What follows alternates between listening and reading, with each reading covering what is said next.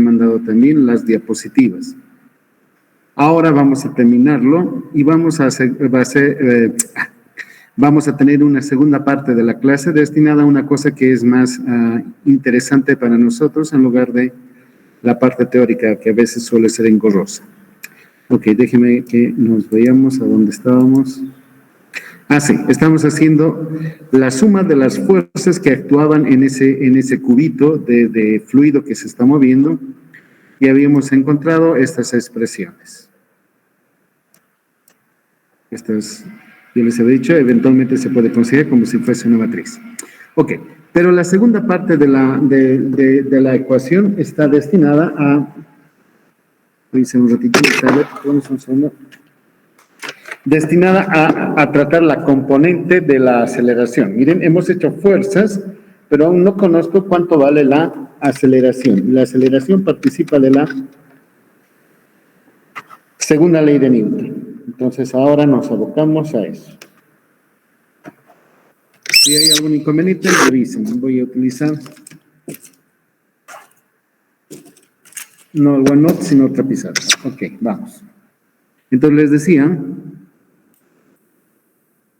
La aceleración se suele expresar así, como es el cambio total de la velocidad con respecto al tiempo, la derivada total.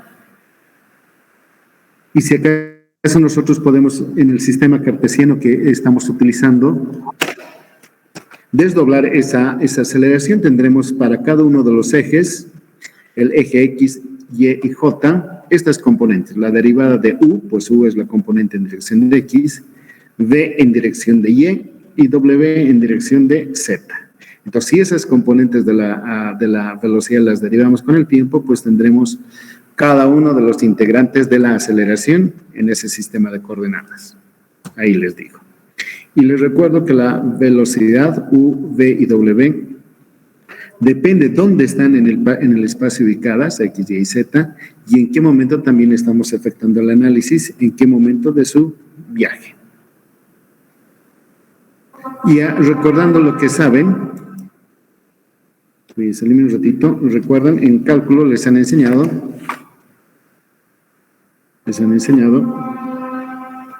por ejemplo, que la derivada total de una función es la derivada de f con respecto a una de las variables más la derivada de f con respecto a la otra variable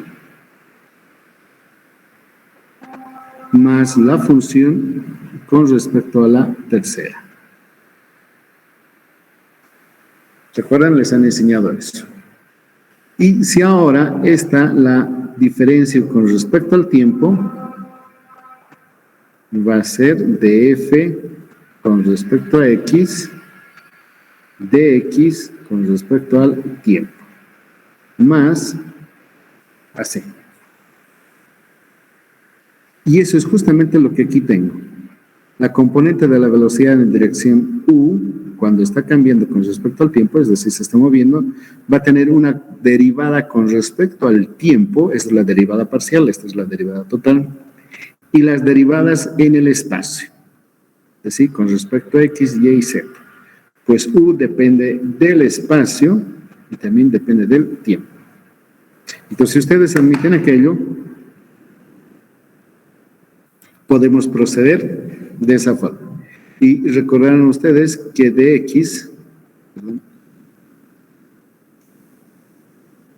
dt es igual a justo la velocidad u. Entonces hago el reemplazo acá para v y para w. Entonces tengo la aceleración conforme a ese sistema de coordenadas que ya saben. Esta es la aproximación de Lagrange.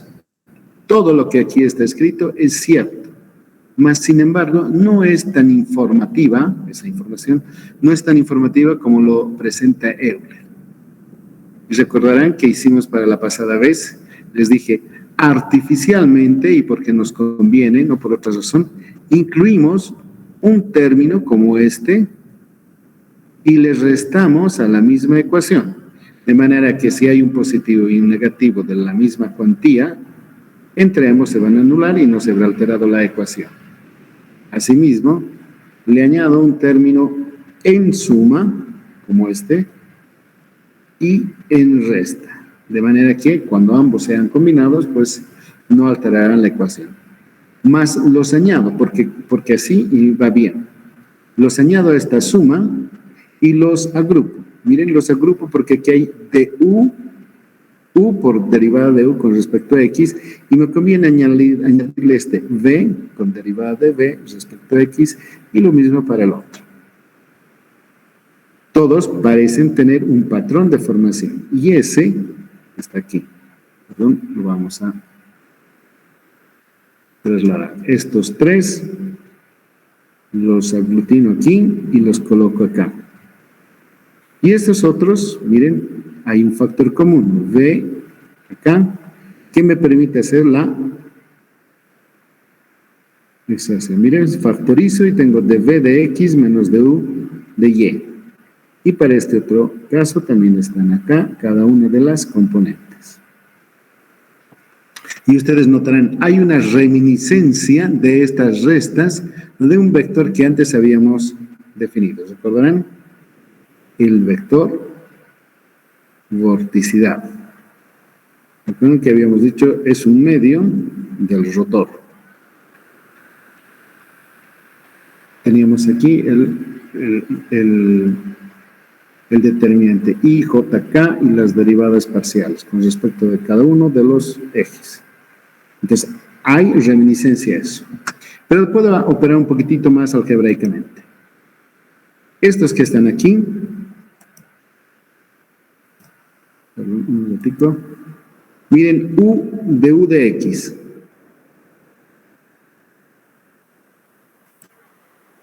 Les voy a decir acá, por ejemplo, si tuviéramos esta derivada, digamos derivada y, digamos, fuera un segundo.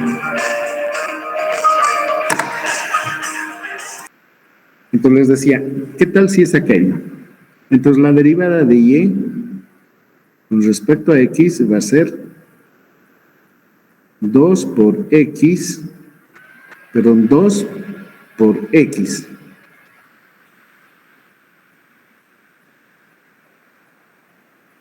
De hecho, podría un medio traerle aquí. De y con respecto a x, un medio. No, me conviene hacerle así. Es decir, para hacerle tangible, que sea visible,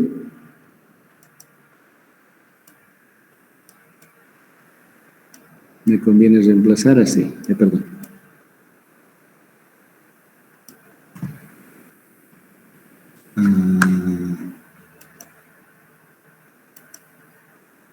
Entonces yo les decía, es esto, x cuadrado.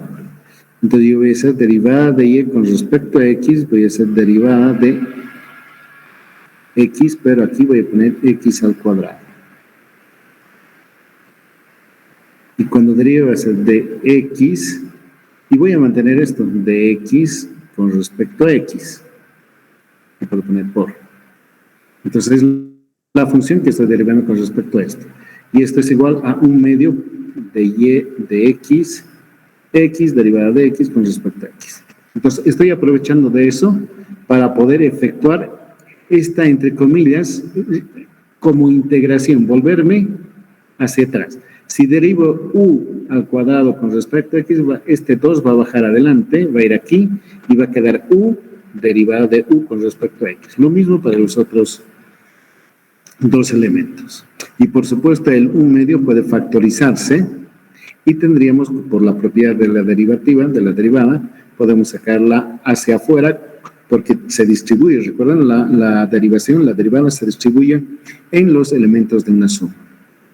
Asimismo podemos factorizar el 2 de acá, mantenemos ese paréntesis y me permite un medio, miren ustedes, u cuadrado, b cuadrado, w cuadrado es la norma.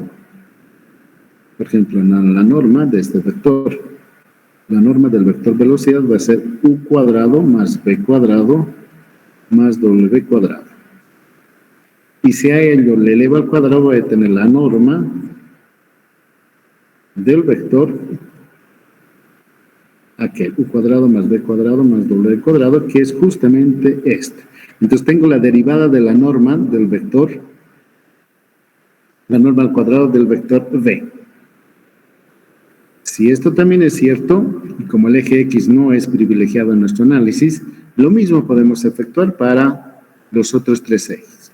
De manera que este du de t, cuando los integremos en 3, se va a volver la derivada total de la velocidad con respecto al tiempo. Y eso es la aceleración. Va a ser la derivada de u de t, que son derivadas parciales, se va a transformar en la derivada de todo el vector v.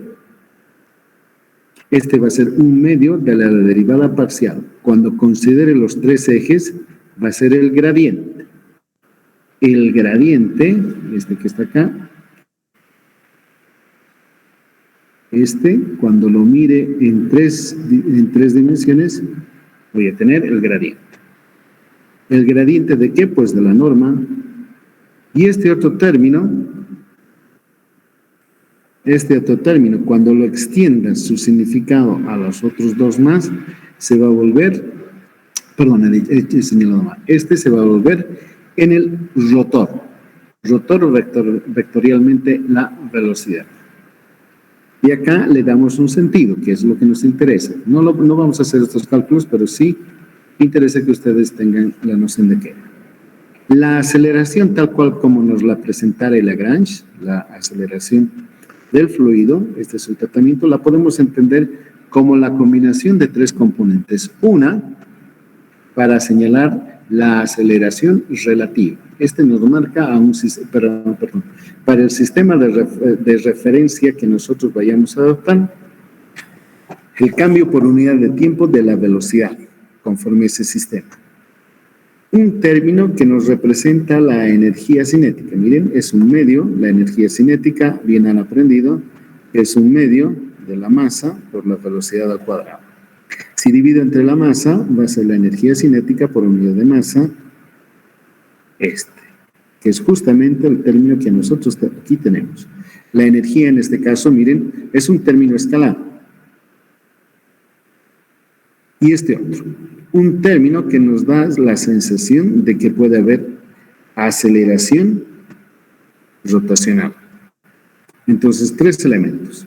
Una aceleración relativa en el marco del sistema de referencia que nosotros vayamos a tener, un término que nos da pauta para estimar la energía cinética y uno que considera, por supuesto, en ese momento, la posibilidad de rotación. Ahora, estos tres términos, debemos reemplazarlo en lugar de derivada de b con respecto a t, los tres los reemplazamos en la segunda ley de Newton. Y así lo hacemos. Miren, perdón, en la ecuación, claro, la segunda ley de Newton, pero que hemos deducido nosotros. Esta es la ecuación que teníamos antes. En lugar de diferencial de b,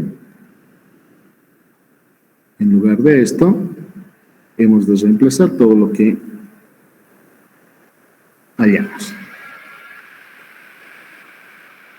Y recordarán este vector phi que aquí le estoy llamando, es todo ese tensor que les había mostrado. ¿Alguien la ha resuelto? Creo que no. Si no son para los casos más sencillos, ha sido resuelto. Pero para los de que nos encontramos, por ejemplo, en el diseño de sistemas de redes de distribución, de impulsión, etcétera, queda con una interrogante. Ok, reemplazamos y encontramos esta relación. Y vamos a hacer algunas simplificaciones teóricas para que ustedes observen más que otra cosa la consistencia del resultado. ¿Qué tal si decimos que es un líquido perfecto? Es decir, un fluido ideal. Si es un fluido ideal, no es capaz de soportar tensiones de corte. Por lo tanto, este vector phi es 0. Entonces, todo este término cae y nos quedamos con estos tres primeros, estos tres que aquí están. Y si aún a ello le añadimos este otro, imaginémonos que está en reposo el fluido. Si está en reposo el fluido, quiere decir que el término de aceleración pues no existe. Y terminamos en esta expresión. Y ustedes recuerdan, están familiarizados con esta expresión. Esta es la ley de la hidrostática, la que habíamos deducido anteriormente. En otras palabras, a partir de la ley de la segunda ley de Newton expresada para el movimiento de fluidos, como este, adoptando dos hipótesis. Una, de que no hay movimiento, aceleración cae y por lo tanto el líquido se comporta como si fuese un líquido perfecto, no hay tensiones de corte, phi es cero. Evidentemente tendremos que reproducir la segunda ley de Newton, la ley de la hidrostática como ahí vemos. Ya, ok, y borramos la pizarra. ¿Qué tal si decimos, miren, el líquido sí se está moviendo, pero le añadamos algo más? Le añadámosle, no sé, quizá, de que el fluido se está moviendo dentro de un campo de fuerza. Y este campo de fuerza puede ser deducido de una función potencial U. Esta es una función escalar, U. No es la velocidad. Es U mayúscula. Entonces, esta es nuestra hipótesis. ¿Qué tal si la fuerza exterior F, que está actuando sobre el fluido, podemos deducirla a partir de una función potencial que en este momento es U, pero después vamos a ver qué va a ser la gravedad, la podemos expresar así. Si la podemos expresar de esta forma, luego vamos a ver las condiciones, reemplazamos en nuestra ecuación, en nuestra anterior ecuación, miren cómo se va organizando, e intentamos agrupar los que tienen gradiente. Este tiene gradiente, este también lo tiene y este otro. Entonces podemos llevarlos todos al miembro izquierdo, miren acá, y por propiedad de la derivada, ya saben ustedes, los agrupo. La propiedad distributiva goza a la derivada. Y los que me quedaren a la derecha, pues no van a ser más que estos términos. Este que está acá, y el término de la aceleración relativa. Ahí. Miren, aquí hay un gradiente de algo que es equiparado con este otro término. Avancemos un poquito más. Y hagamos otra asunción. ¿Qué tal si el flujo es irrotacional? ¿Recuerdan lo que habíamos dicho la pasada vez? Flujo rotacional es cuando las partículas están girando sobre sí mismas. No es necesario que estén siguiendo trayectorias circulares, no. No necesariamente eso va a ser un flujo rotacional. Es rotacional cuando la partícula de agua está girando sobre su propio eje, aun que esté siguiendo una trayectoria lineal. Entonces, para mirar aquello, nosotros calculamos la definición del vector del rotor. Si este es irrotacional, quiere decir omega es 0, entonces reemplazamos en nuestra ecuación, en esta ecuación. Este término que estoy señalando, este que está acá, este va a ser 0.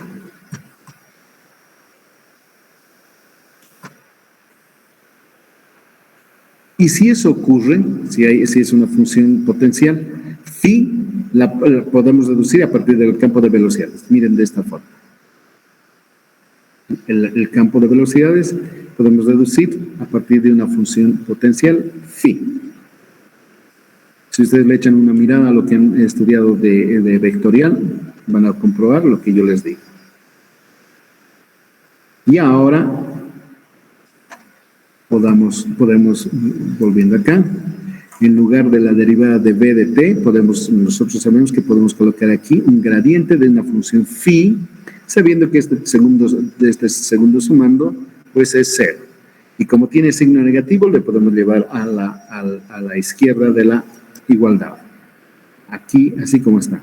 Entonces, todo esto igualado a 0. E inclusive, como acá aparece un segundo gradiente, podríamos conmutar eventualmente la derivada de este gradiente al gradiente de la derivada. Entonces, si eso es factible, podemos sacar todo afuera y nos vamos a quedar de esta manera. Permítanme acá, vamos a colocar. Y aquí vamos a poder decir, es el gradiente de primero el paréntesis más la derivada de phi con respecto al tiempo e igual a 0. ¿Qué es cuando hay una derivada, por ejemplo? La derivada de y igualada a 0, jóvenes.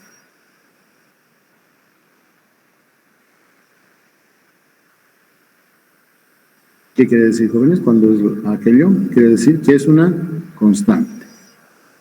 Si y es una constante, entonces la derivada de y pues es 0. Entonces es lo que tenemos aquí. El argumento es este, el que está entre paréntesis. Entonces esto tendría que estar igualada a una constante. Pero como hay una derivada con respecto al tiempo, tiene que ser constante con respecto a esta función en el tiempo.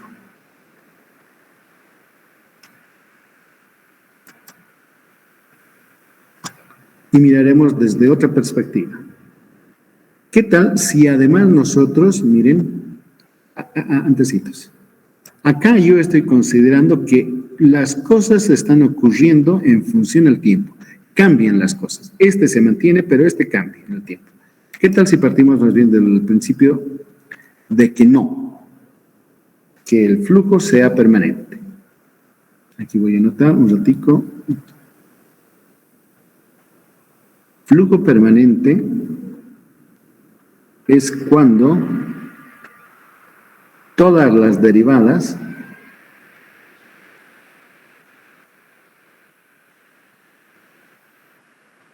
con respecto al tiempo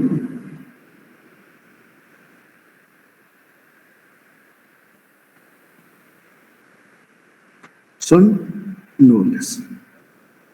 Es decir, cualquier derivada, aquí le pongan el argumento que quieran, son igual a 0. Entonces eso es lo que les digo. Aceptemos que el flujo sea permanente. En nuestra ecuación anterior, entonces, de v de t es igual a 0. Por lo tanto, miren dónde está, en esta otra. Este término, derivada de v con respecto al tiempo, va a ser 0. Y nos va a quedar simplemente este término.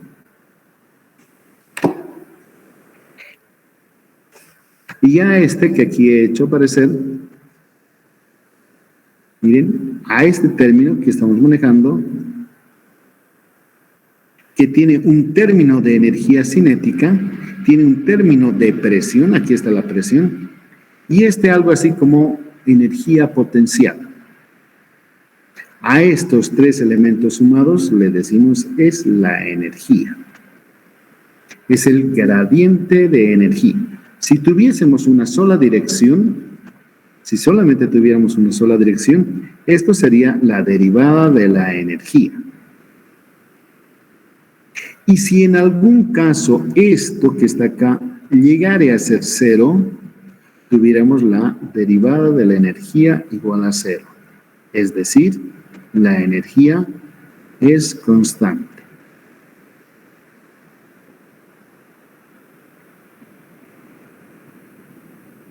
¿Se percatan, jóvenes? Aquí hay una expresión matemática que puede tener su cierto grado de abstracción. No parece tan fácil a las primeras. Si este término de la derecha lo iguala a 0 para alguna situación, luego veremos cuándo, fuera 0, este término de derivada de la energía, cuando igualado a 0, nos indicará que la energía es constante. Es decir, cuando un fluido que está en condición de flujo permanente y algo más se está moviendo, la energía se mantiene. La energía en el punto 1 ha de ser igual para cuando esa partícula alcance una otra posición en su movimiento. Eso es importante. ¿Por qué es importante? Porque no tendríamos que bombear el agua desde de un nivel inferior hacia un nivel superior. El agua podría subir. Ya sea que se cumplan las dos condiciones. Ah, ya. ¿Cuándo es esto? A ver, miremos. ¿Cuándo eventualmente podría ser cero? Omega y V.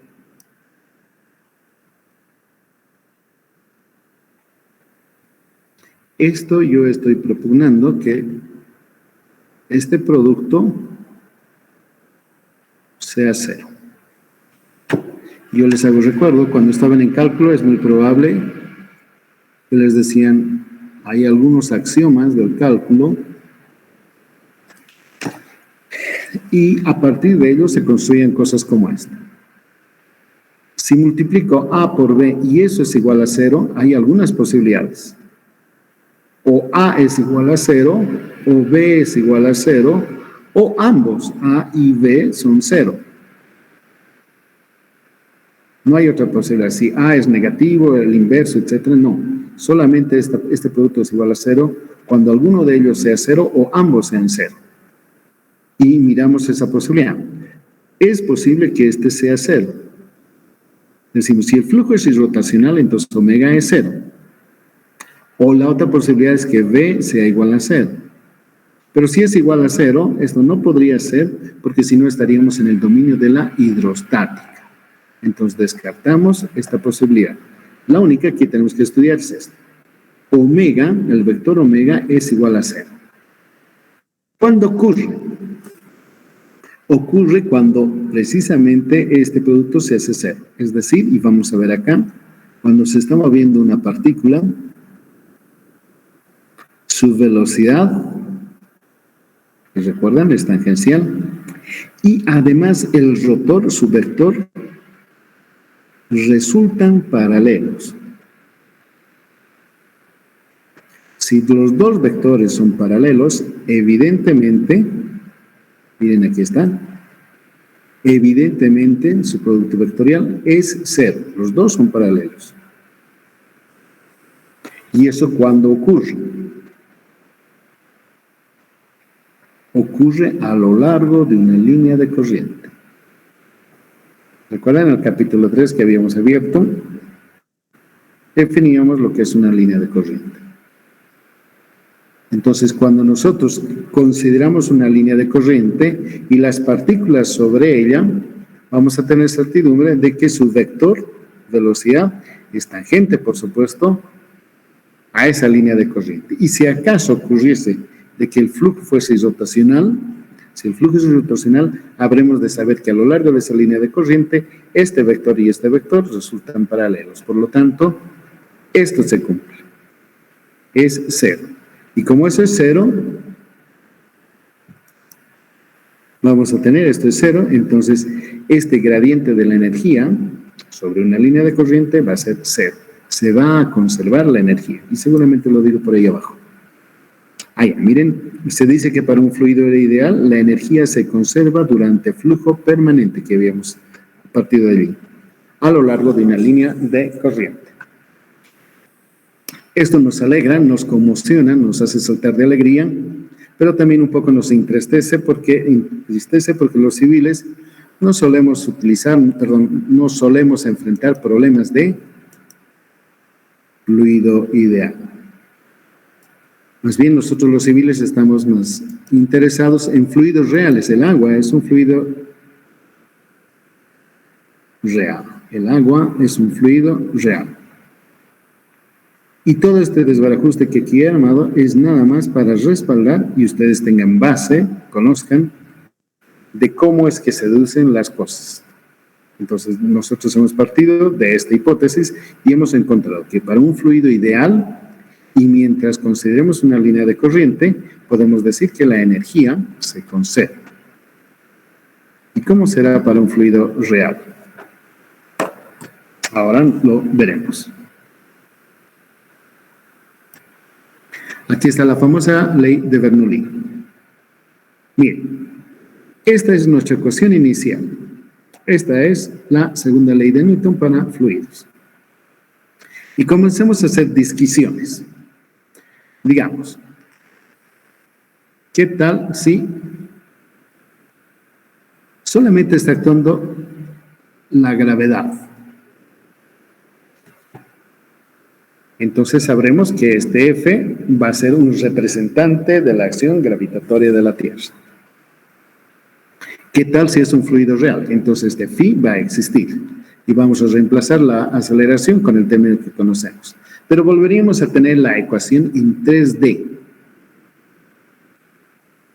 La astucia de este señor Bernoulli ha sido, ¿qué tal si la proyectamos sobre una línea de corriente? Y yo les explico qué quiere decir con esto. Al inicio, yo hice con rojo, al inicio dijimos sea un fluido que se está moviendo e insertemos un sistema de referencia X, Y, Z. 3 variables. Y la partícula, perdón, estamos considerando una línea de corriente. Imaginémonos, acá hay una, acá hay otra línea de corriente. Pueden formar una superficie de corriente, ¿recuerdan? Eso lo dijimos. Entonces, sean estas líneas de corriente. Y esta ecuación, esta que está acá, rige para nuestro sistema de coordenadas 3D. Si alguien quisiera estudiar lo que ocurre en el flujo cuando se está moviendo, pues nada más tendría que resolver esta ecuación diferencial en 3 direcciones, el tiempo y con muchas variables, porque la presión va a variar en cada punto, la velocidad varía en cada punto y aquí los esfuerzos. Es re compleja. Entonces, esta es una ecuación que, por ejemplo, podría representarla aquí. Esta ecuación es esta. La astucia de ese señor ha sido, ¿qué tal si este vector, miren, este es un vector, esta es una ecuación vectorial. Esta ecuación vectorial la proyecto sobre la línea de corriente, sobre una línea de corriente, por ejemplo aquí.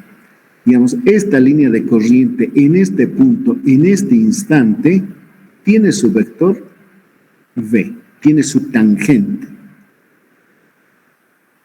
En ese momento y en ese punto, esta ecuación vectorial la proyecto. Voy a hacer una paralela, voy a trazar, esta es, por ejemplo, la tangente. Ahí está. Esta ecuación vectorial la proyecto sobre ella. Y esta va a ser, esta es la proyección de la ecuación grande, esta vectorial, y la proyecto sobre la tangente.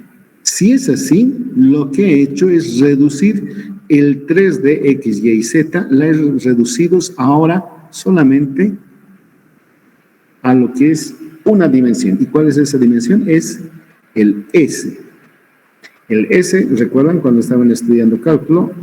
Cuando veían una curva, se olvidaban de X, Y, Z y decían, este es el elemento de curvatura, S. Bueno, por lo menos yo así la conocí. Aquí había un R y aquí había un R sub 1 y un R sub 2. Pues, ubicaban al sistema. Y esta es la longitud de curva. Entonces, al hacer eso, los X, Y y Z ahora solamente viven con un solo descriptor, la longitud de curva. Es el gradiente de P, ahora es la derivada de P con respecto a la longitud de curva de este otro señor, de F de Z con respecto a la curva y la gravedad, por supuesto, y la velocidad también. La velocidad ahora va a estar derivada con respecto a la longitud de curva de esa línea de corriente. Estos otros términos, pues no, son el tiempo y no tienen nada que ver. Y este es la proyección del vector. Phi, también proyectado contra la tangente. Y tengo esa relación. Y las agrupamos también convenientemente. Todo derivada con respecto a la longitud de curva. Este término, que es la velocidad, cómo está variando conforme el tiempo, la aceleración relativa. Y este otro que nos marca que cuando se mueve el fluido hay pérdidas de energía. Seguimos operando, agrupamos, allá. Ahora sí ya puedo resolver, miren, si nos pidieran que resuelva esta ecuación, derivada de Y con respecto a lo que sea, no importa, cuando integre esto, la integral va a ser Y. De hecho, podremos colocar la integral entre Y sub 1 y Y sub 2. Esto sería Y sub 1 y Y sub 2. Cuando evalúe va a ser y sub 2 menos y sub 1 es igual a lo que aquí hubiere. Pero porque así conviene, este y sub 2 menos y sub 1 gustan de expresarlo con el operador nabla. Entonces dicen es nabla, es y sub 2 menos y sub 1. Entonces delta y, nabla de y. Y eso es lo que acá usamos. El nabla que me dice es la evaluación. Este nabla quiere decir, vamos a tener P sub 2 sobre rho G más Z sub 2 más V cuadrado sub 2 sobre G menos P sub 1 sobre rho G más Z sub 1 más V sub 1 al cuadrado sobre 2G. Esto quiere decir nabla. Esto es este desarrollo en función a lo que aquí yo les he puesto. Miren, cuando resuelvo la integral voy a tener la evaluación conforme creo que es el principio fundamental del cálculo, creo que es este, que no me recuerdo muy bien. Es esta evaluación. Evaluación entre los dos extremos de nuestra función, este. Y el resto es una integral entre el punto 1 y el punto 2 de algo que no voy a poder resolver. Y tampoco esta otra integral la voy a poder resolver. Esta es la ecuación de Bernoulli aplicada o válida sobre una línea de corriente con todos sus términos. Miren, aquí dice flujo no permanente. Por supuesto, aquí hay una variación con respecto al tiempo. Válida sobre una línea de corriente. El fluido es real, pues aquí está apareciendo. Esto es lo que le confiere. Es real, pues estoy tomando la existencia de ese término. Si fuese ideal, entonces este phi no existiera y la integral todo aquello sería cero. Este es el caso que a nosotros nos interesa. El agua. El agua no es un fluido ideal. Y solamente está actuando la gravedad. ¿Esto qué quiere decir? Que no hay gradientes térmicos, que no hay campos electromagnéticos, solamente está actuando la gravedad. Si quisiera incluir, por ejemplo, la fuerza de Coriolis en el movimiento de nuestro fluido, pues nada más habríamos que añadir en la deducción esos términos que han visto en las diapositivas. Creo que aquí adelante he puesto. Aquí está, sí. Miren, aquí está Coriolis. Entonces, el campo exterior de fuerzas tendría un componente F, una constante, multiplicada por la velocidad en dirección Y y la componente en dirección U. Digo, la U en dirección X. Estos componentes, y esto lo averiguan en función a la latitud y la longitud de la Tierra, en el punto donde están. Recuerden, la fuerza de Coriolis tiene valor diferentes cuando está cerca en línea ecuatorial y cuando está cerca al polo, pues tiene otro valor.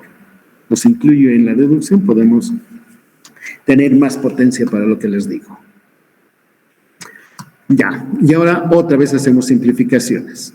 En la mayoría de los problemas que abordamos los civiles, solemos decir, aunque no sea evidentemente cierto, pero solemos aceptar esto, que el flujo sea permanente. Si el flujo, aquí me faltó la L, es permanente, entonces este término de esta integral la descontamos y nos quedamos con esta otra. 1 sobre gamma, es decir, 1 sobre el peso unitario del fluido, de la integral de esta cosa que todavía no es tan clara, entre los puntos 1 y 2. A esto que no es fácil de evaluar, le conocemos como delta F. Miren, es la evaluación entre el punto 1 y el punto 2. De hecho, debería haber puesto aquí 1 y 2. F, porque después nos vamos a enterar de que esta es la pérdida de energía que ocurre por fricción. Es la pérdida de energía por fricción. El agua se fricciona contra las paredes del conducto que le llevan, pero también una partícula contra otra, choca, se frota, fricciona, hay un intercambio de cantidad de movimiento y por eso pierde energía. Miren, esta es energía. Hay una diferencia en la energía cuando un líquido está viajando a lo largo de una línea de corriente y pierde. la energía en el punto 1 menos el punto 2, la energía en el punto 2, es algo. Esto quiere decir, como esta es mayor que esta, pues existe este como un término positivo. Si este fuera 0, tal vez así la podría escribir. E1 es igual a no sé qué cosa más E2. Así. Si esta pérdida de energía fuera 0, entonces E1 es igual a E2. Un fluido ideal. Pero no, esta sí existe, es un valor.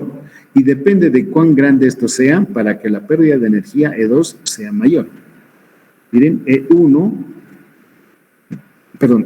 va a ser más grande o más pequeño conforme este valor sea. Por ello, bombear petróleo, por ejemplo, es probable que nos cueste mucho más si acaso tenemos que bombear agua a la misma altura. Entonces, este término nos marca de qué fluido estamos hablando. ¿Es petróleo? ¿Es, que les decía el otro día, alquitrán derretido? ¿Es miel? ¿O es agua? ¿O es alcohol, por ejemplo? Que son más ligeros, tienen mucha menos viscosidad. Entonces, no necesitamos emplear bombas tan potentes. Y conforme a eso, también la factura de ELFEC nos va a llegar en mayor o en menor grado, dependiendo cuánta potencia tenga nuestra bomba y cuánta energía gastemos. Esto nos interesa a nosotros los civiles porque está asociado con la factibilidad de los proyectos, la factibilidad económica. Un pasito menos nos demos. Entonces, esta es la ecuación, jóvenes, que vamos a emplear. Perdón, a esta ecuación le vamos a poner un rectángulo. Y voy a borrar estas cosas que a veces en forma disparatada escribo.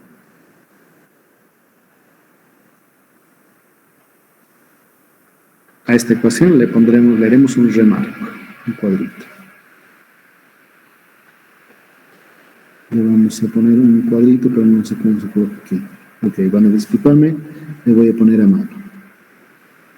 Esta es la ecuación de Bernoulli que de aquí para adelante vamos a usar. Y a cada uno de estos componentes le hemos querido dar un significado, un nombre. Van a ver, mira. Por ejemplo, la suma de Z, P y V al cuadrado es la energía que el agua tiene en un punto. Es la energía que tiene el fluido. Pero si le echan una mirada, miren, este Z es altimetría, es una dimensión lineal. Se mide en metros, por ejemplo, metros sobre el nivel del mar. Y esta E, para estar compatible con las unidades de la derecha, es energía por unidad de peso, es decir, masa por gravedad. Entonces, esta es energía, así pondré más bien, energía por unidad de peso de fluido. Esta otra es la presión. Si la presión la dividimos entre gamma, van a ver ustedes, van a poder hacer las operaciones. P entre gamma nos va a dar otra vez dimensiones de longitud. Y cuando dividan V al cuadrado, la velocidad al cuadrado entre G, van a también comprobar que tiene unidades de longitud. Entonces, unidades de longitud aquí a la derecha es compatible con la energía partida por el peso. Esta es la energía total para nosotros, los civiles, en una aproximación macroscópica. Pero los químicos, los colegas mecánicos y otras ingenierías y licenciaturas comprueban que esta no es la energía total de un fluido cuando está moviéndose. Tiene otras energías mucho más pequeñitas, pero que desde la aproximación nuestra no son tan significativas. Por eso, a menos que se diga lo contrario, esta es la energía que nos interesa. Hay energía osmótica también. Entonces, pero eso sale del campo del plan global nuestro, ni tampoco hemos encontrado aplicaciones en el ámbito de civil que ingresen a ese nivel, a menos que, por supuesto, sea una investigación que se esté realizando muy particular. Entonces, para la mayoría de los problemas, basta decir que la energía que un fluido cuando está viajando, cuando se está moviendo, está representada por esos tres elementos.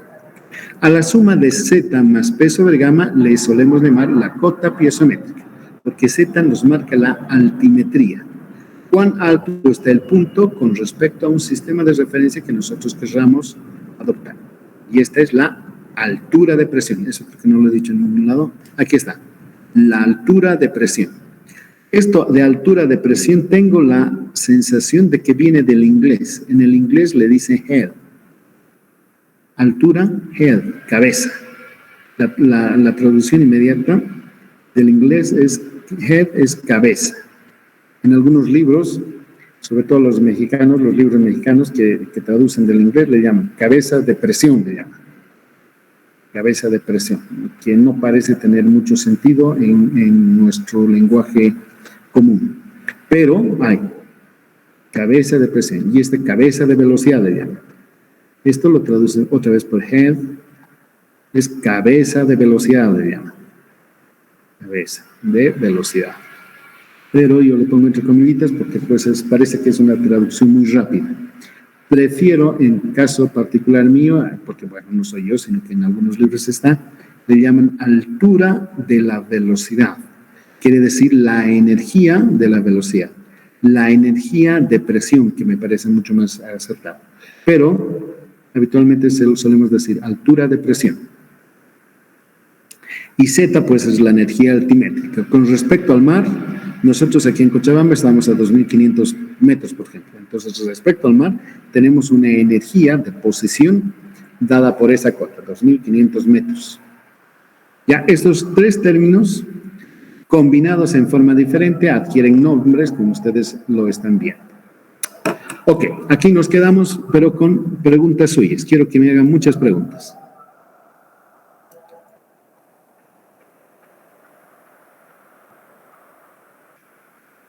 Por favor, yo les invito con mucha cordialidad a que hagan preguntas. Y si son difíciles, mejor. Así voy a ir a buscar en libros, voy a estudiar y voy a responder en la siguiente clase.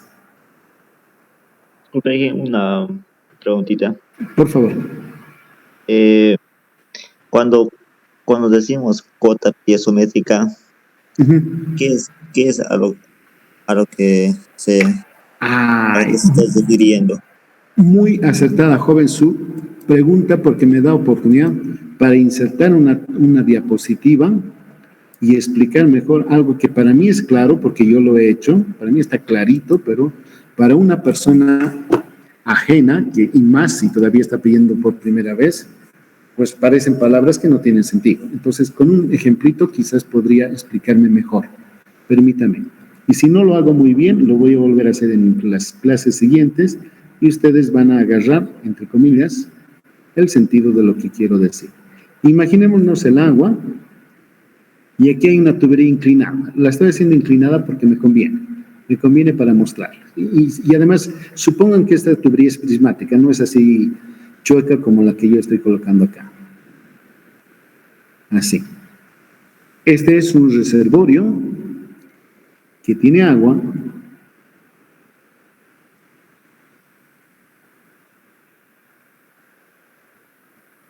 Así, está con agua. Y está escurriendo, por supuesto, el agua por la tubería. En esta parte, el fluido está conducido por el agua, pero le voy a dar un poco más de sentido, está constreñido, está limitándole la tubería al agua. Si no fuera por este conducto, si no fueran las paredes de esta tubería, el agua saltaría libremente y se esparciría por la atmósfera. Tal vez debido a la gran presión que tuviera, porque el reservorio está alto, quizás se expandiese como si fuese un chorro de agua y también una parte de esas partículas pasarían como nieblina, puntitos en el aire.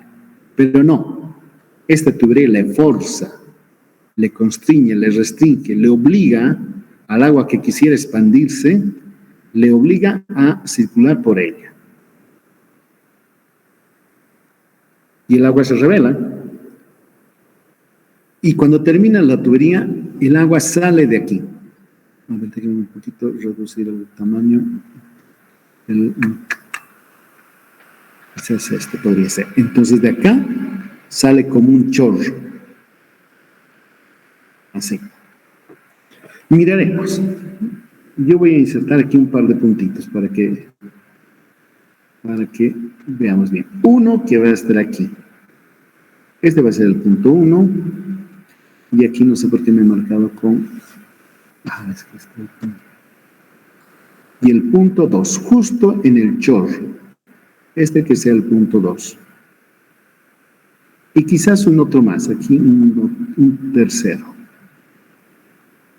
A ver, miraremos este primer punto. Este punto, y ustedes van a comprobar por la experiencia, piensen que es la laguna de la Angostura, miren, aquí yendo hacia Tarata, es la laguna de la Angostura y los señores abren las compuertas y la laguna comienza a vaciarse y se vacía. Pero si, digamos, se alejan unos cuantos metros, 10, 20, 30 metros de las compuertas de la laguna, todo el ancho espejo de agua que tiene la laguna no va a sentir en forma efectiva, es decir, perceptible por lo menos para nosotros, no va a sentir que han abierto compuertas y la represa comienza a vaciarse. No, cualquier punto en el espejo de agua de esa represa, van a ver ustedes que se va a seguir quietito. Es como si nadie le hubieran avisado a estos puntos, muévanse hacia las compuertas porque se estaba haciendo la presa. No, ellos van a estar indiferentes. Podría aceptar de que la velocidad aquí es 0. De hecho, no debe de ser 0, pero debe tener hartos ceros, es decir, 0.00000, que no lo percibimos. Por lo tanto, puedo aceptar que el fluido aquí está en reposo. Pero los que están cerquita a las compuertas o al desagüe de fondo, sí van a estar animados de una velocidad grande. Y esa velocidad va a ser mayor conforme más carga de agua haya, por supuesto. Si este conducto es de sección constante, la velocidad que aquí esté circulando va a ser exactamente la misma con la que salgan las partículas de agua acá. Eso no sería cierto si es que tuviera una tubería así chueca como la que he dibujado. Podría tener una tubería, miren, así, recta, y de pronto una reducción. Así. Y el agua estaría obligada, vamos a este otra vez, aquí habría una velocidad, digamos, V sub 1, y aquí por esta sección más estrecha saldría el agua con una velocidad mayor. Aquí velocidad poca, por el estrechamiento aquí saldría una mayor velocidad. Pero ese no es el caso. Dejen que borre.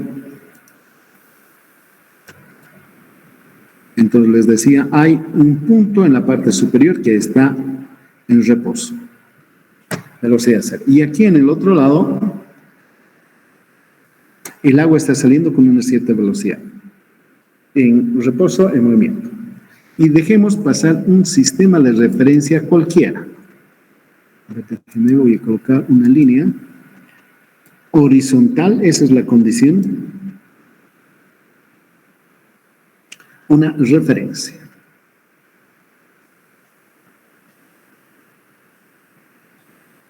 Esta es una horizontal ubicada donde uno guste.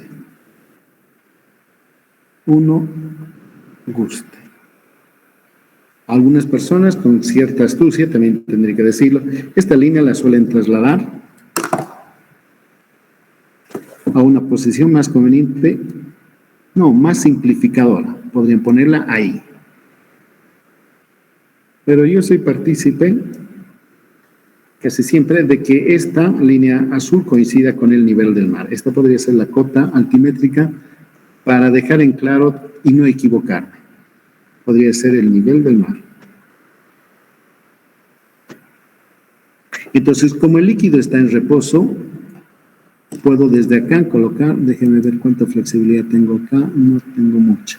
Entonces iremos aquí a insertar una línea. Desde el nivel del mar, averiguo con GPS, por ejemplo, con un altímetro, a qué altura el espejo de agua, en la angostura, por ejemplo, está. Esta es la cota.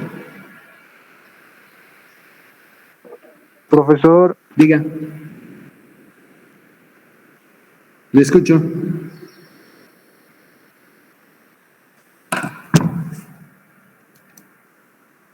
Le estoy escuchando. ¿Qué ha pasado? ¿No me oyen? Tal vez se ha cortado, pucha, el internet acá. Se escucha claro. ¿Alguien bien? Le estamos escuchando. Se escucha claro. Se escucha normal, ingeniero. Gracias.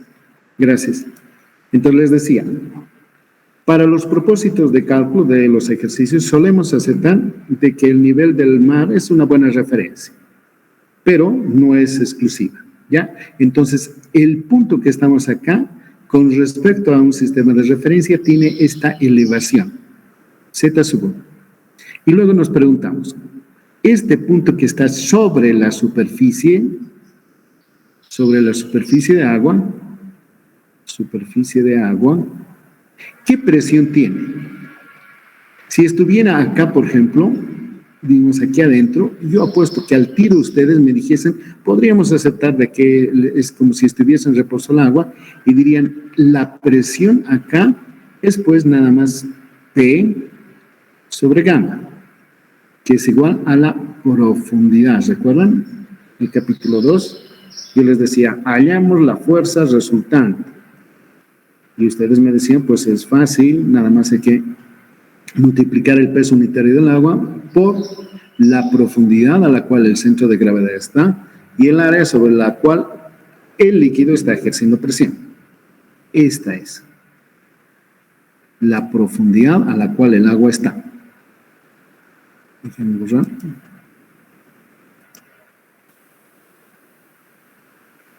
Ustedes al tiro me dijeron, la presión sobre un punto aquí adentro fuera aquella.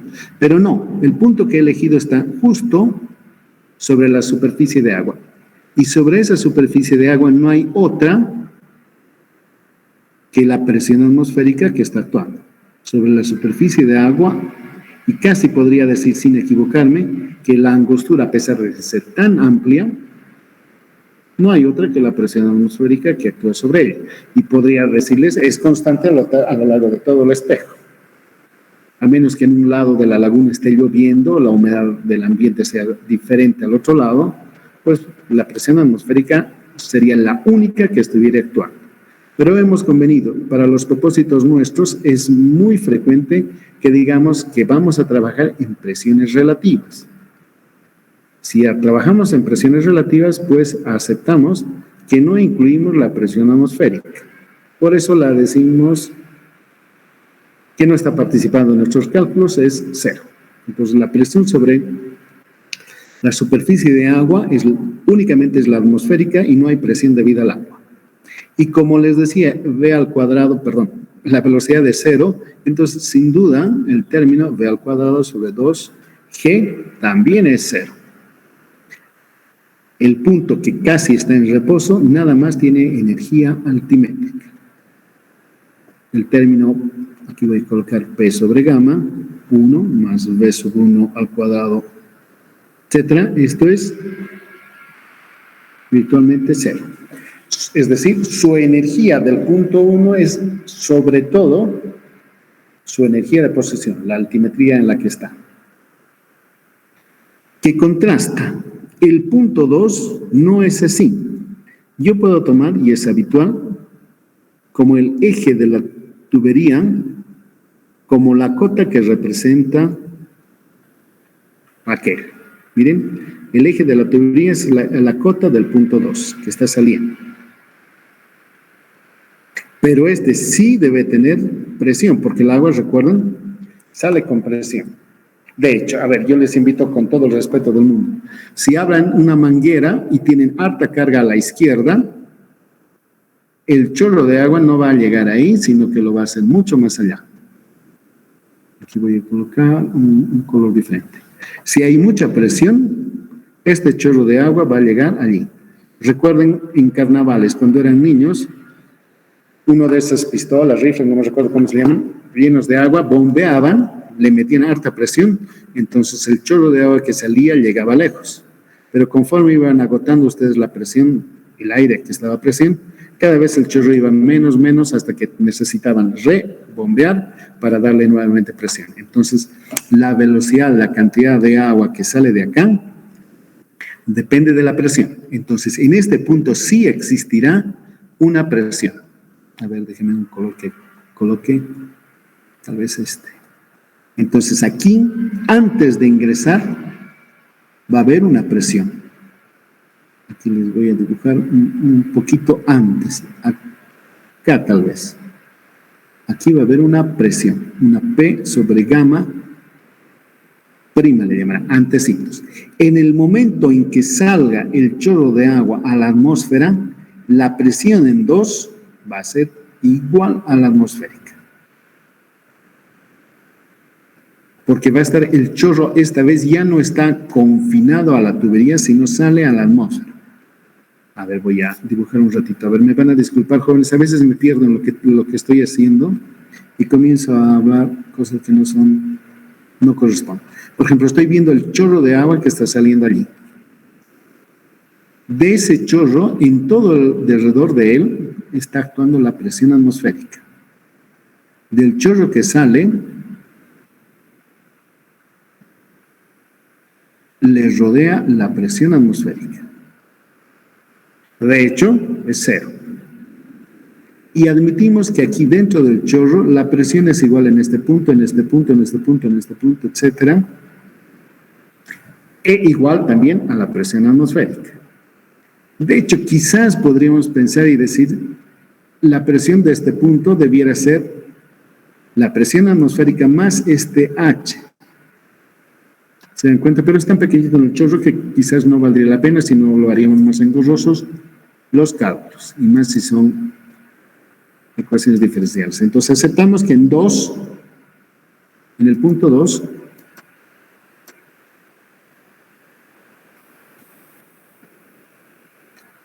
la presión que está actuando es la atmosférica, pero antes de ella, no. Un punto inmediatamente aquí, un punto más alejado, como el 3 y otros acá arriba, van a estar sujetos a mayor presión. Por otra parte, en este lugar hay una velocidad del agua. Aquí. La velocidad del agua la estoy marcando así. Este es el término v al cuadrado sobre 2g y la puedo representar en vertical porque es una distancia.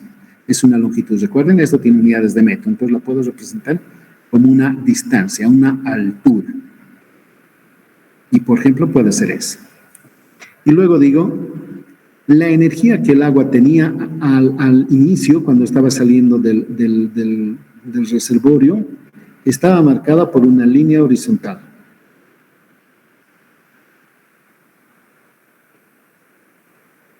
Si fuese un líquido ideal, cuando el chorro de agua saliese de la tubería, tendría justo esta energía, esta que estoy poniendo aquí. Pero no, el agua, en el caso nuestro, es un líquido real. Entonces, ha perdido energía. Les decía, la energía la pierde porque se frota contra una tubería rugosa. Si fuese de concreto, de cemento esta tubería, las imperfecciones en el terminado haría que se frote más el agua contra aquello. Les decía también en el primer capítulo, piensen en un río y el agua que se está moviendo sobre ese lecho. Cuan más pedrones haya en el fondo del lecho, esos pedrones se van a transformar en un obstáculo para que el agua fluya libremente. Entonces, el agua pierde energía. Cuan más rugoso es, pierde más energía. Pero estas partículas se están moviendo, las partículas de agua se están moviendo y chocan unas contra otras. No es como si soldados estuviesen marchando en un desfile. No. Es como si fueran al estadio y de pronto hay amenaza de dinamita y toda la gente intenta bajar de las gradas y correr, salir, escapar por el estadio, pero las puertas son angostas, entonces hay un arremolinamiento de gente, hay pateadas y todo lo que se puede imaginar. Lo mismo el agua, las partículas de agua están intentando salir por este boquete y va a haber choques entre unos y otros, se van a pelear y va a perder energía el sistema. Entonces eso es lo que le ocurre. Y puedo tracer líneas que vayan más o menos así. Déjenme ver. Otro color, un azul. Puedo, mientras esta ecuación de Bernoulli se cumpla, entonces voy a trazar una línea, no es horizontal, una línea hasta acá. Esta es la suma de la presión, usado verde creo. de las presiones así.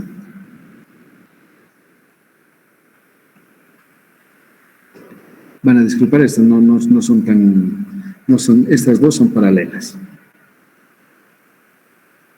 Entonces, para un punto cualquiera, por ejemplo, como este, tiene una cota, una elevación, de aquí hasta el término P sobre gamma, y de aquí se mantiene el término V al cuadrado sobre 2G. A este conjunto, a estos dos, le llamamos la cota. Cota piezométrica. Cota, porque es elevación desde el sistema de referencia que nosotros adoptemos hasta aquí, perdón, hasta la tubería, es cota. Cota altimétrica.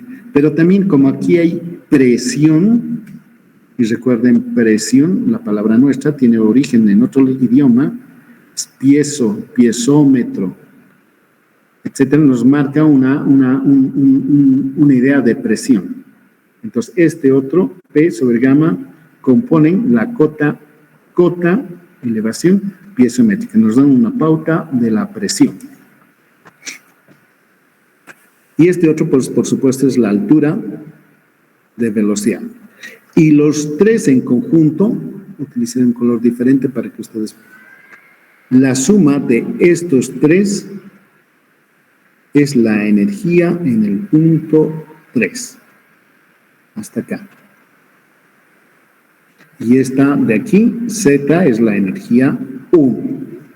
Y notaremos, si es que acaso pudieran ustedes venir en el laboratorio, estoy en este momento en el laboratorio, voy a dejar de compartir un ratico. Sí, de hecho, ustedes nunca han venido, creo que nunca han venido. Voy a habilitar mi cámara. Estoy con las medidas de seguridad. Les voy a mostrar, miren, en este momento estoy dando clases desde el laboratorio de hidráulica. Y aquí tenemos experimentos que mucho me hubiera gustado que puedan hacerlos. Aquí tengo una bomba de ariete, unas tuberías, que se me ha salido, perdón, un ratico.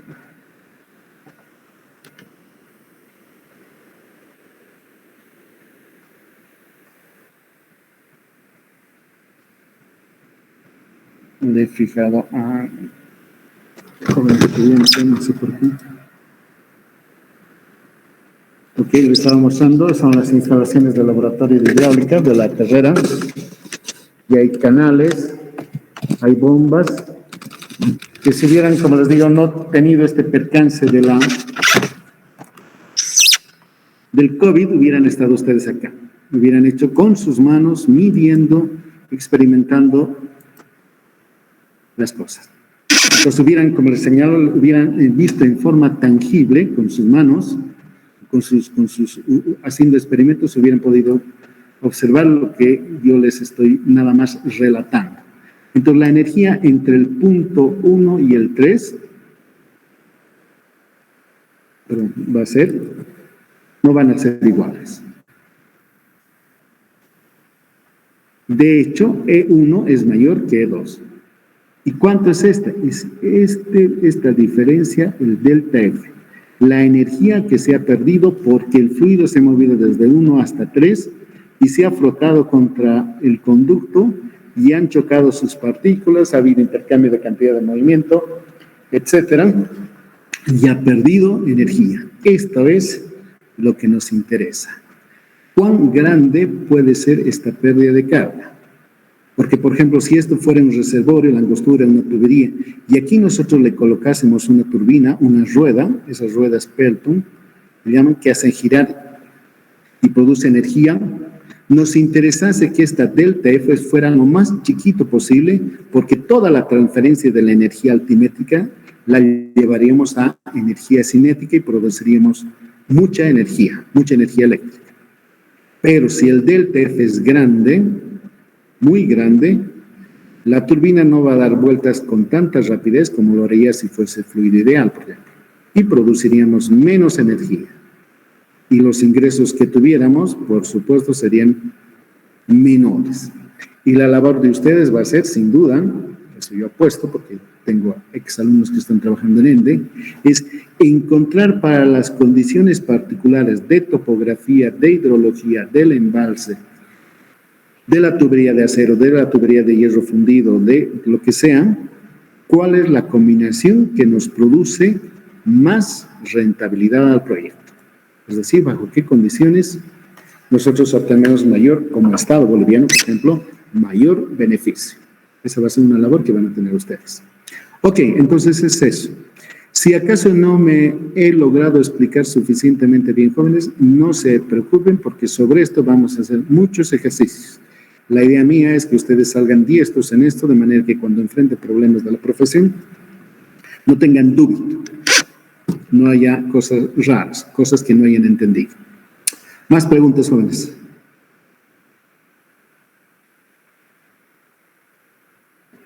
El día de mañana vamos a charlar sobre su evaluación del primer parcial. Y mientras tanto estoy asumiendo que no hay preguntas, y si hay preguntas mejor guárdenselas para mañana, mastíquenlas, digérenlas y mañana me las hacen. Necesito yo presentarle otras cosas. No sé cómo hacemos. A ver, ¿cómo hago? A ver, voy a insertar una presentación más, una diapositiva. Ahora ustedes van a trabajar en su casa. Van a hacer este ensayo en su casa. Y es probable que no lo puedan hacer solitos. Entonces yo les invito a que les pidan a sus hermanos, hermanas, al papá, a la mamá, que les ayuden. Es una cosa muy sencilla. Van a ustedes hacer lo siguiente. Déjenme ver. Así lo haré, rapidito más. Van a conseguirse una botella de refresco, que sea lo más cilíndrica posible, porque hay botellas en que no son muy, tienen forma su botella.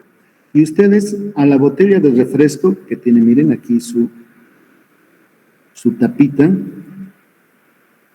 ahí está la tapa, la van a recortar a la botella. Esta parte es así, pero con tijeras u otro elemento, lo que ustedes quieran, pero con mucho cuidado, cuida que se corten, la van a cortar, de manera que la van a dejar así.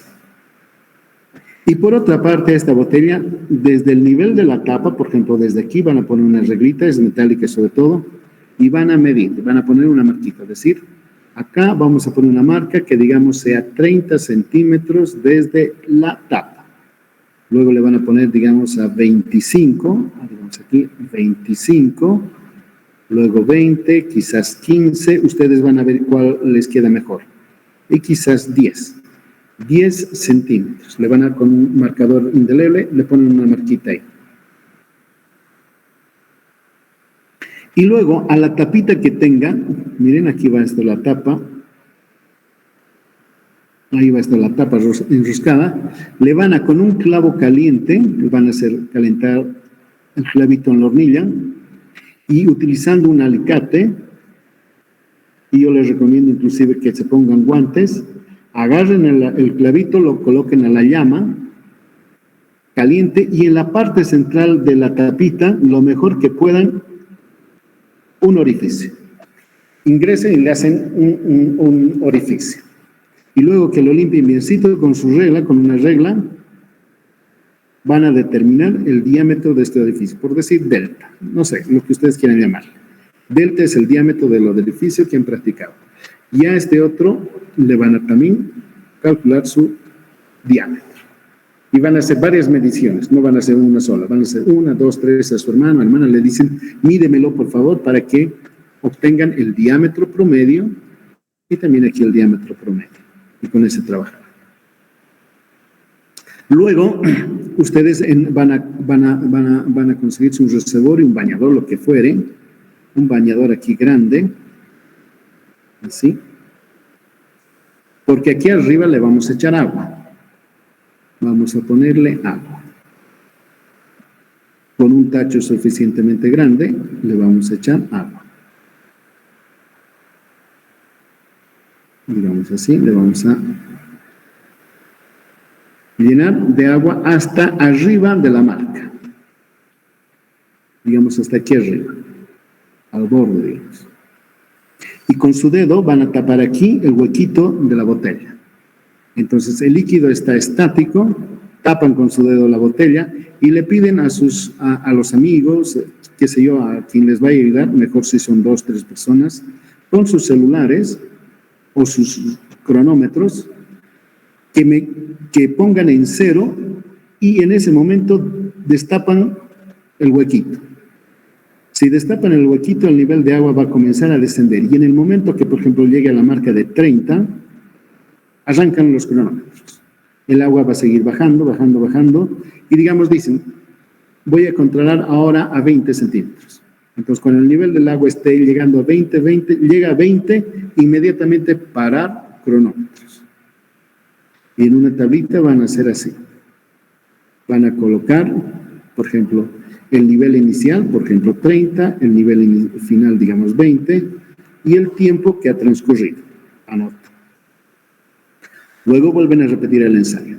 Llenan de agua, colocan aquí, y dicen, ahora vamos a, desde el momento que llegue a 30, arrancamos los cronómetros, pero esta vez que llegue a 15 centímetros. El nivel de agua va a ir descendiendo, descendiendo. Cuando llegue a 15, paran cronómetros y anotan el valor. Y así lo hacen varias veces hasta los niveles que ustedes quieran. Yo digo 30, ustedes pueden poner a 27, 28, 31, lo que ustedes gusten. Pero lo importante es que haya varios registros de tiempo a fin de que identificar alguien tal vez arranca antes, alguien se demora, pues no dependan de esos errores. Si hay varias personas que les ayudan, súper bien. Entonces, todo eso lo consignan. Este tiempo va a ser el tiempo observado, el tiempo que han medido, el tiempo que han registrado en la realidad. Y lo van a cotejar con el tiempo que va a resultar de la derivada del volumen con respecto al tiempo, el caudal de ingreso a la botella y el caudal de salida. Como solamente vamos a recargar agua en la botella y no vamos a estar alimentando permanentemente, entonces este caudal de ingreso va a ser 0. Y de aquí vamos a despejar. El diferencial de volumen, ya saben ustedes que va a ser el área por diferencial de H, diferencial de tiempo. Y le vamos a mandar aquí que integra. Así, el dt, este signo negativo me lo voy a traer acá. Y este caudal de salida lo voy a partir aquí, el caudal de salida. Cuando integre esto, me va a salir una ecuación que va a ser más o menos así. El tiempo entre t sub 1, por decir que va a ser 0, hasta el tiempo aquel, va a ser igual al área de la botella que va a salir fuera, este es el área de la botella, dividido el caudal de salida. El caudal de salida, han visto que es por Torricelli, el caudal de salida es una constante, el área del orificio, la raíz de 2GH. Pues van a tener aquí C a sub 0, raíz de 2GH. ¿Para qué le estoy diciendo si les estoy apuntando? Así, y aquí eso, exacto. La integral de esta partecita. Entre el nivel de 30 hasta el nivel de 15, por ejemplo. Resuelven esta integral entre 30 y 15 y de aquí van a sacar un tiempo teórico. Miren, si calculasen todo, resolviesen la integral y calculan, de aquí va a salir un tiempo teórico. Y si todo estuviera súper bien, debería coincidir con el tiempo que ustedes han medido. Pero si le piden a su ex que, por ejemplo, les ayude, seguro que lo va a trucar este valor, les va a cantar más o les va a cantar menos, de manera que este teórico no va a igualar con el observado. ¿Ya? Pero ustedes van a ser cuidadosos, no van a apelar a esa persona, sino a un amigo de confianza, a su pana, a su ¿cómo se llaman? A su brother, en alguien con quien puedan confiar. En esta ecuación, el área transversal de la botella, esta, es deducible a partir del diámetro. El A sub 0 es deducible a partir de lo que ustedes vayan a medir con aquello. Y el resto de la gravedad, vamos a observar que es 9.81, lo único que queda por determinar es cuánto vale este coeficiente C. Entonces nosotros vamos a deducir cuánto vale C en la hipótesis de que el tiempo teórico y el tiempo observado son iguales. Si hacemos una vez, vamos a tener un C sub 1. Si hacemos de aquí vamos a sacar un C sub 1. Si utilizamos este ensayo, un C sub 2 y etcétera. Y quizás podríamos tomar los promedios, pero no es buena idea. Lo mejor es representar aquí en un gráfico, dando un valor global. Hay un solo C, es un solo C el que existe. Dando valor un C, y aquí podríamos poner, por ejemplo, los tiempos calculados, por ejemplo, versus los tiempos medidos. Si el C, este C fuere correcto, tendría que caer sobre una recta a 45 grados. Podemos decir, como esa recta a 45 grados, el tiempo calculado es exactamente al tiempo que hemos medido y ese C está correcto. Pero no, a veces sale un poquito más arriba y sale un poquito más abajo, así las mediciones. Entonces ustedes pasan una recta y a partir de la inclinación de esa recta ustedes deducen cuánto es el C, entre comillas, correcto para este orificio. Si utilizase un clavo de diámetro diferente o no fuese perfecto, le pusieran el clavito inclinado, apuesto que saldría otro C diferente. Entonces, eso es lo que quiero que hagan, distinguidos jóvenes. Pero como mi explicación no es suficiente, les he preparado un video. A ver, déjenme ver dónde está, un segundo. A ver, ¿dónde está?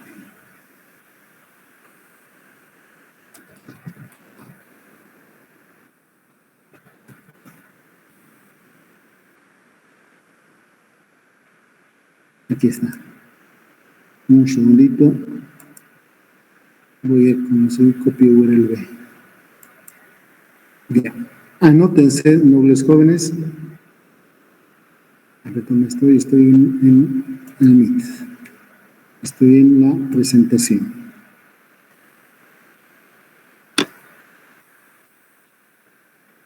Un nuevo diapositivo.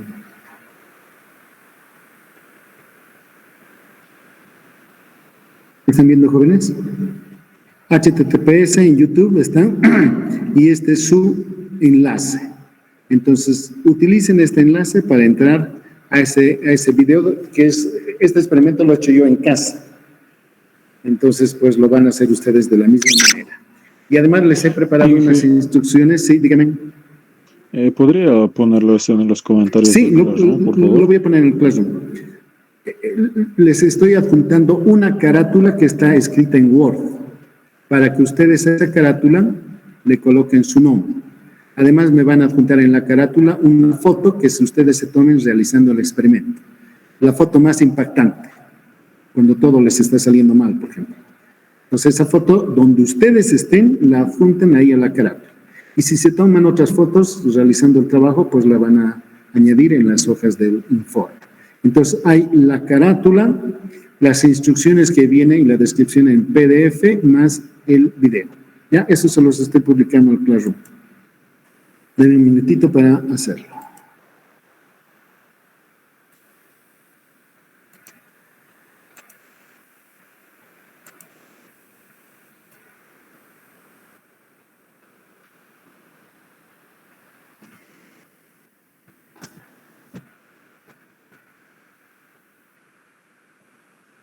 A ver, déjenme ver, no he podido copiar el URL.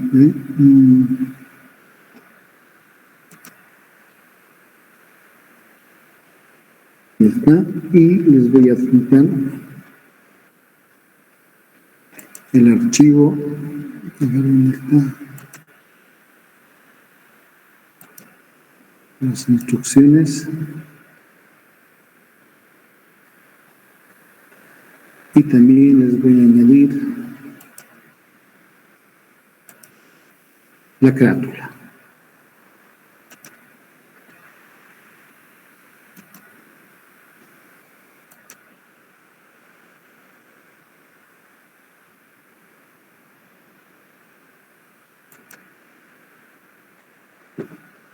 Ya está, jóvenes. Entonces, con el enlace se van a entrar a YouTube y de ahí van a mirar el desarrollo de la práctica.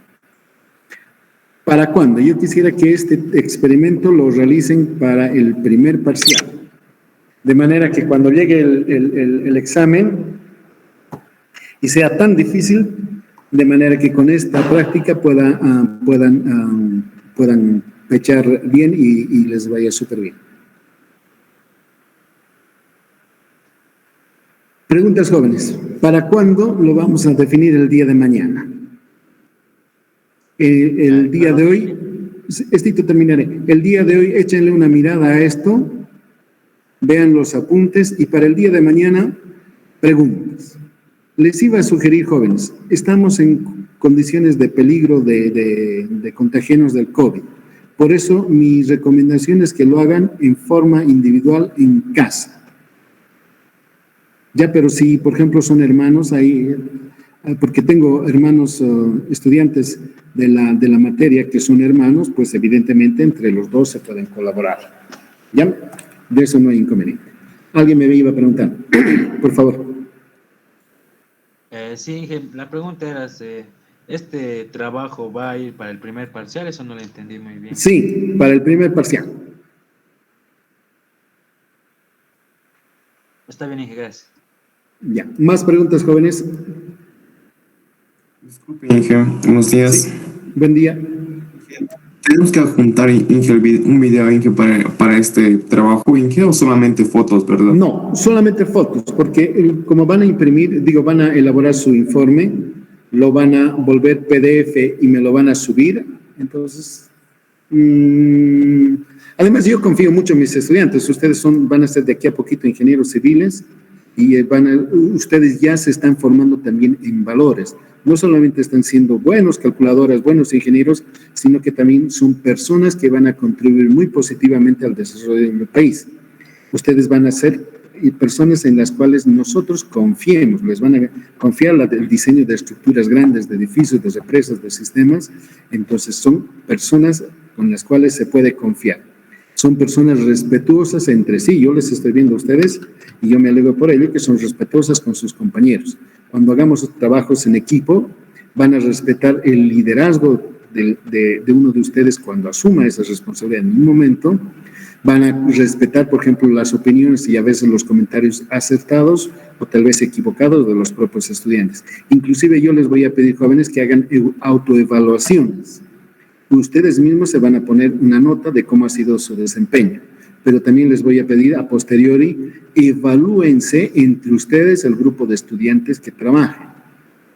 Entonces, si por ejemplo tienen un compañero que es su bronca, aunque sea así, sin embargo ustedes le van a asignar la nota que corresponda. Y aunque sea su pana, su cuate, su cuaternario, su lo que sea, igual, no importando eso, le van a colocar la nota que le corresponda. Entonces, además de todas estas cosas, se están cultivando valores. Entonces, no voy a dudar de que ustedes han hecho y me va a ser suficiente que me muestren un par de fotos trabajando en eso, jóvenes. ¿Ya? ¿Están de acuerdo? Sí, que está bien. Muchas gracias. Ya, ok. Más preguntas, jóvenes. Ya, entonces terminaremos la clase de jóvenes con la misión de que ustedes le echen una mirada a lo que les he pedido, a fin de que se familiaricen en las cosas cómo ocurren cuando el agua se está moviendo. El día de mañana vamos a continuar sobre esta temática. ¿Preguntas finales, por favor?